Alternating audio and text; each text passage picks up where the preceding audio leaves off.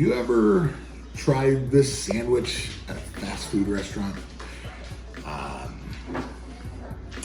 It's called the McRib. And if you've tried it, you know it's gross. Okay. I know a couple of people who like it, most don't. So I decided today I was making a rack of ribs. And as I trimmed my ribs, I needed to figure out what to do with the extra meat. So I made this McRib. All right, and I'm gonna show you how. Let's get to cooking. All right, first take your rib meat, dice it, season it with your favorite barbecue seasoning, throw it in the freezer for about 15 to 30 minutes, and then grind it up in a food processor. Even better, if you got a food meat grinder, use that. Then you're gonna wanna form that ground meat into patties. Kind of shape them to the shape of your bun. We're gonna be using some of those hoagie hot dog buns, so I'm gonna make it kind of longer here.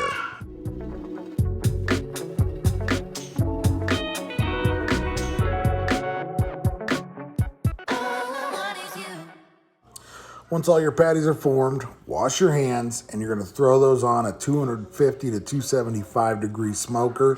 We're gonna get some delicious smoke flavor on these, really make them taste like they're barbecue rib sandwiches.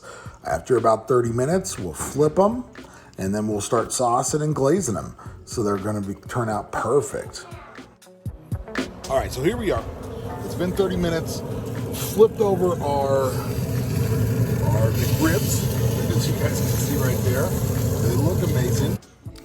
All right, now we're just gonna brush them with some barbecue sauce. Just got a store brand KC Masterpiece. Also had a Carolina Gold that I had made to really add some great flavor.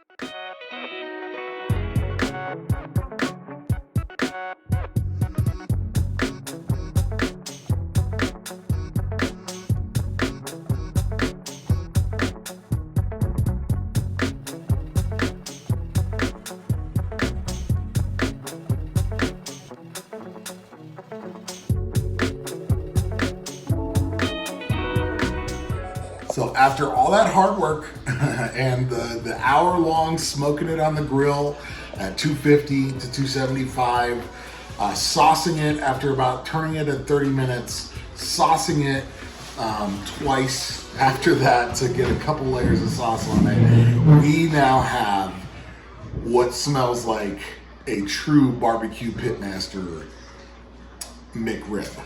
Okay, so boneless rib sandwich, right? So we're gonna give this thing a cut right down the middle here and see what it looks like. Oh man, look at that. See that delicious smoke ring there?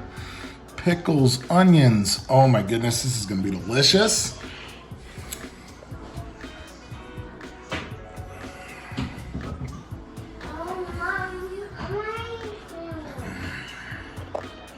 Oh, really good. Oh, really good. I love what you eat.